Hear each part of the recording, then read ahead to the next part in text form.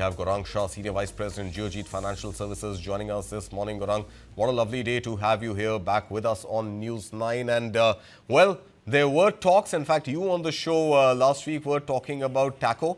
And here we have it. We have potentially a situation where Trump has not gone ahead and engaged with that mass destruction on Iran, rather has called for a 2-week ceasefire. Markets across Asia rejoicing, India no exception.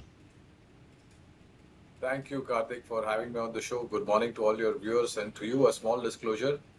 Stock recommendations that I'll be sharing in the show, Kartik, they are part of our fundamental research team stock recommendation from a long-term point of view. Our company, Geojit, or myself, we do not have any kind of personal investments, no financial interest, no conflict of interest, but we share similar investment ideas with our clients. They might have their investment interest. So, Kartik, honestly speaking, first of all, from the start of this unfortunate geopolitical situation on 28th of Feb 2026, my view was that it was senseless, mindless, unnecessary blood and destruction of infrastructure. Look at the number of lives that you have lost and look at the kind of damage to the infrastructure. And let me say this, Kartik, in case if there is actually a truce and by the time during this 2-week or end of 2-week, there is an agreement in this place which is signed, sealed and delivered by respective representatives of their country.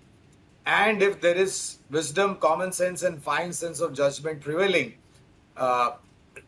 the recreation of these infrastructures is going to take time, Kartik, because they have been damaged out of the blues. And the question, Gaurang, really is who's going to pay for it? Because Iran wants the US to pay for all the war damages inflicted on the territory of Iran. And US, I'm pretty sure, is not going to be agreeable to that. Absolutely, Kartik. And more importantly, whosoever pays for it, recreating it is going to take years, Kartik. I think Oman has said that it may take anything between 3 to 5 years to bring back the facilities that existed before this war to back to normalcy. So it's not going to be a very easy, smooth sailing, even if there is a peace deal in place between these 2 weeks or the end of 2 weeks. But having said that, I think it is a sign of relief. But remember one thing, this is Donald Trump. He is known for shifting his goals last year from the time he implemented tariff to this unpleasant geopolitical situation which started on 28th of Feb, and since then has been shifting the goal. So let's hope there is an end of this geopolitical tension and there is de-escalation. And if it is, then definitely markets are going to breathe a lot of relief. And more importantly, for a country like India, economy depends upon import of crude oil and natural gas. And as we have discussed over the last 6 weeks, I don't want to go into details. Yeah. Today's credit policy also, Kartik, so we need to watch out for what the Honorable RBI governor has to say in terms of inflation impact because of rising crude oil prices and the outlook on economy and GDP. Absolutely. So while the markets are in the green, let's hope that by the time this time frame ends, there is a resolution in place. Absolutely. Well, of course, we will be waiting for RBI Governor Sanjay Malhotra to start giving away whatever the Monetary Policy Committee decided upon at 10 a.m. today, and we will keep a track on that. But in the short term, at least, let's assume if this 15-day ceasefire holds and thereafter, Gaurang, if this were to extend into a lasting peace, then can those inflation worries be ebbed out for now at least? Or do you think the kind of impact that we've seen on crude prices and the high prices at which India has imported crude oil into the country is eventually going to be passed on to consumers? It's going to be a while before it is passed on to you and me, Kartik, because we have 4 state elections and 1 union territory election. Of course. So we'll have to wait out for that. But somebody has to pay for it, right? From $60-65 a barrel before geopolitical situation to $100, $110 a barrel, which is almost twice. Along with that, Kartik, we had a depreciating rupee against the dollar. Rupee touched an all-time low against the dollar of almost about 94, if I'm not mistaken. Correct me if I'm wrong. So even that we have to take into consideration, right? So I think post the election in 4 states and 1 union territory and the outcome of the election result, if there is going to be elevated level, then definitely consumers like you and me will have to pay a price for it, depending upon how much it is passed on to us and how much the government is going to bear in terms of subsidy or any kind of benefit to the oil marketing companies. But the fact remains that yes, it is going to create a dent on the inflation, and possibly that's what exactly I want to listen into the governor this morning once he starts talking about the credit policy as to what is his view in terms of where the inflation is heading and where the GDP growth rate is heading. Now, do you think is the time, given that Q4 earnings are going to be announced, starting, of course, with the big win TCS next week. But overall, do you feel that there is going to be at least fewer distractions as far as investors are concerned, and the focus can go back to fundamentals and not really get buoyed by geopolitics and geoeconomics? So do you think this is a time that the focus from an investor perspective will come back to corporate earnings? First of all, Kartik, I think since the time the geopolitical situation broke out, it will be a month, 28th of Feb till 31st of March, and of course, some impact might be visible in the first quarter of this new financial year. So the impact on earnings, fourth quarter earnings last financial year would not be felt to a great extent, because more or less companies which are dependent on crude derivative, they have long-term contracts, right? So I don't think that's going to be a major dampener in terms of Q4 earnings.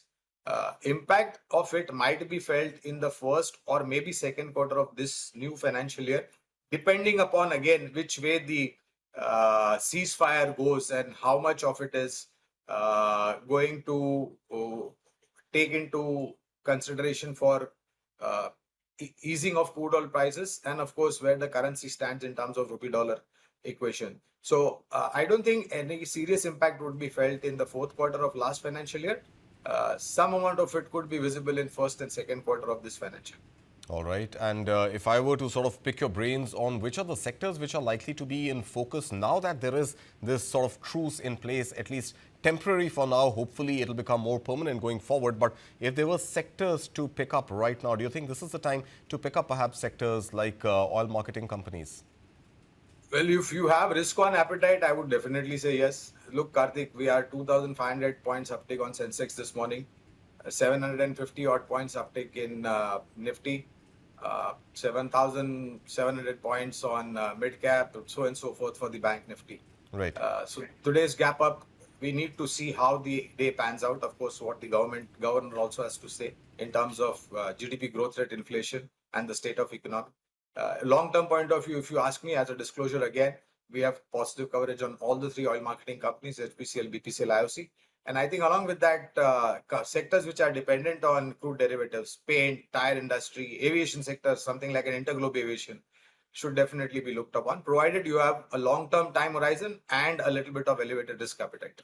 Right, and pretty much in sync with your recommendation here, you are looking at stocks of IOC, BPCL and HPCL all gaining massive ground this morning. In fact, HPCL is up about 7.5%, BPCL is up about 7%, and Indian Oil is up about 5.5% or so. Meanwhile, what do you make of airlines as well as, the travel, cargo, logistics sector as a whole?